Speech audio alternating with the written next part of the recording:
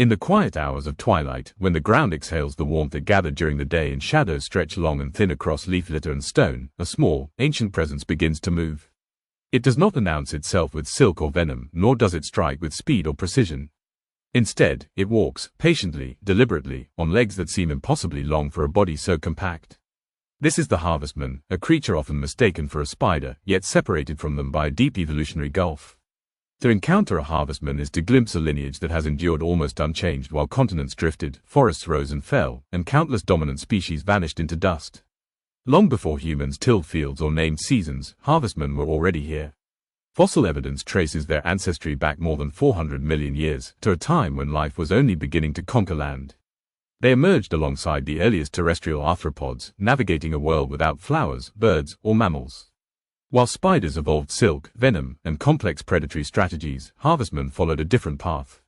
They remained generalists, adaptable and understated, relying not on specialized weapons but on resilience, sensory awareness, and an uncanny ability to persist where others fail. At first glance, the harvestman's body appears simple, almost minimalistic. A single, rounded structure seems to combine head and abdomen into one unified form, unlike the distinct segments seen in spiders. This fused body is not a flaw but a signature, a design that prioritizes flexibility and endurance over aggression. Their legs, often 8 to 10 times the length of their body, are not merely tools for movement. They are sensory extensions, probing the environment with constant, gentle taps, mapping the world through touch and vibration rather than sight. Despite possessing eyes, harvestmen do not rely heavily on vision. Their eyes sit atop a small mound, offering a basic awareness of light and shadow, motion and presence. Detail is unnecessary. For an animal that lives close to the ground, among decaying leaves, soil, bark, and stone, information travels more reliably through physical contact than through images. Every step sends feedback through their legs, every tremor in the ground becomes a message. In this way, the harvestman experiences its environment as a continuous conversation of textures and signals. Behaviorally, harvestmen are defined by calm persistence rather than dramatic action. They do not spin webs or ambush prey. Instead, they roam. Slowly, methodically, they explore their surroundings, feeding on what the ecosystem provides. This diet is remarkably broad. Small insects, dead arthropods, fungi, plant matter, even bird droppings and decaying organic debris all find their way into the harvestman's mouth. In consuming both living and dead material, harvestmen act as silent recyclers, breaking down organic matter and returning nutrients to the soil.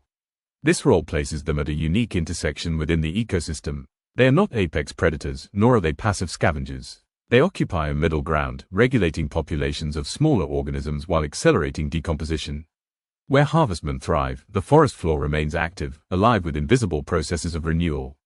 Their presence signals balance, a system where decay is not an end but a transformation. Defensively, harvestmen rely on strategies as subtle as their lifestyle. They lack venom glands, silk-producing organs, and powerful fangs. When threatened, they do not attack. Instead, they confuse. Some species detach a leg in a moment of crisis, leaving the twitching appendage behind to distract a predator while the rest of the body escapes. Others emit chemical secretions, sharp, acrid scents that repel ants, spiders, and small vertebrates. These chemicals are not lethal but effective, a warning rather than a weapon. Perhaps most fascinating is their relationship with fear itself. Harvestmen seem almost indifferent to danger, not because they are fearless, but because they are adaptable. When approached, many species simply freeze, trusting in stillness and camouflage. Their earthy colors blend seamlessly with bark and soil, rendering them nearly invisible. Movement, for them, is a choice, not a reflex. Socially, harvestmen challenge assumptions about solitary arthropods. While many live alone, certain species gather in massive aggregations, sometimes numbering in the thousands. These gatherings, often formed during colder months or periods of environmental stress, serve multiple purposes. By clustering together, harvestmen regulate moisture, conserve heat, and reduce individual risk. A predator faced with a writhing mass of long-legged bodies often hesitates, overwhelmed by confusion rather than temptation. Within these groups, there is no hierarchy, no dominance display. The harvestman does not compete for status or territory. Proximity is enough. Survival is communal, driven by shared need rather than social complexity. In this way, they represent a form of cooperation rooted not in intelligence or communication, but in evolutionary practicality. Their reproductive behavior is equally understated yet deeply revealing. Courtship varies between species, but it often involves gentle contact, chemical signaling, and patience. In some cases, males guard eggs after fertilization, remaining with them until they hatch. This level of parental care is rare among arthropods and speaks to the harvestman's evolutionary emphasis on endurance over quantity. Rather than producing vast numbers of offspring and abandoning them to chance, some harvestmen invest time and presence, increasing the odds of survival in an unpredictable world. Humans, encountering harvestmen in gardens, basements, or forest paths, often react with confusion or fear. Their spider-like appearance triggers instinctive responses, yet these reactions are misplaced. Harvestmen pose no threat. They do not bite in defense, and even if they did, they lack venom capable of harming humans. Instead, they are quiet neighbors, sharing space without intrusion.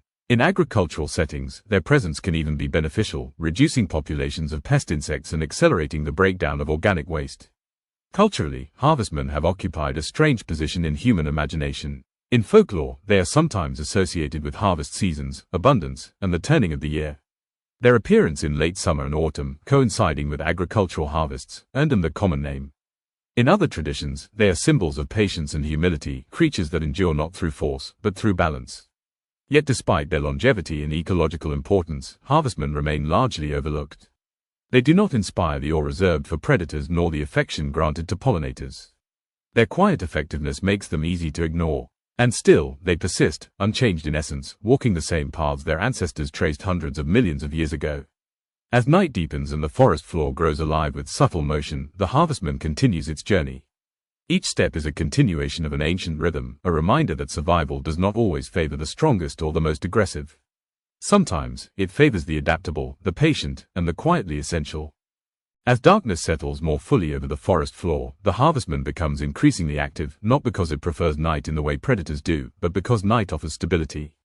Moisture rises, temperatures soften, and the risk of desiccation fades. For a creature whose physiology is tightly bound to humidity, these subtle shifts determine when movement is safe.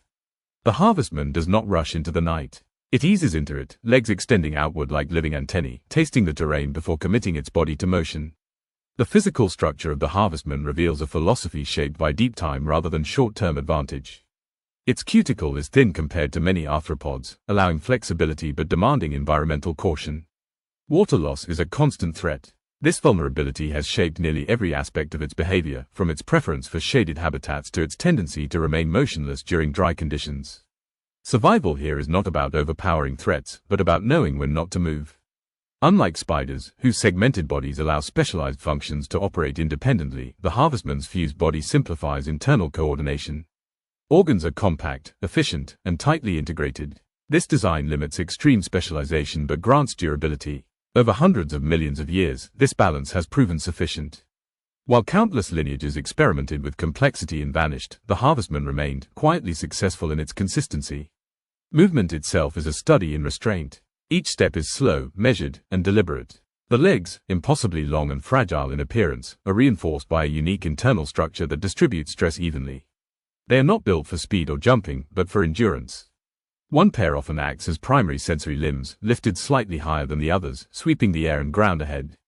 Through them, the harvestman reads the world not as a landscape of objects, but as a field of signals.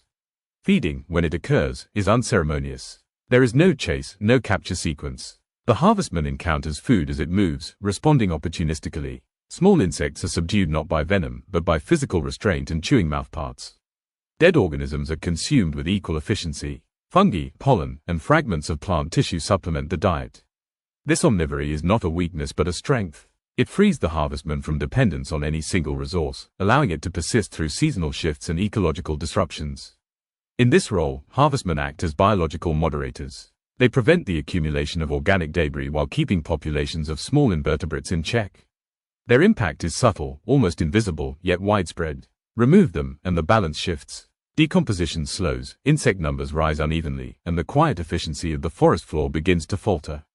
They are not keystone species in the dramatic sense, but they are stabilizers, holding systems steady through constant, low-level action. Social behavior among harvestmen reveals another layer of evolutionary pragmatism. In species that aggregate, thousands of individuals may cluster together on tree trunks, cave ceilings, or rock faces. The sight is unsettling to human observers, a mass of intertwined legs and compact bodies, moving almost as a single organism. Yet within the cluster, there is no coordination, no leadership.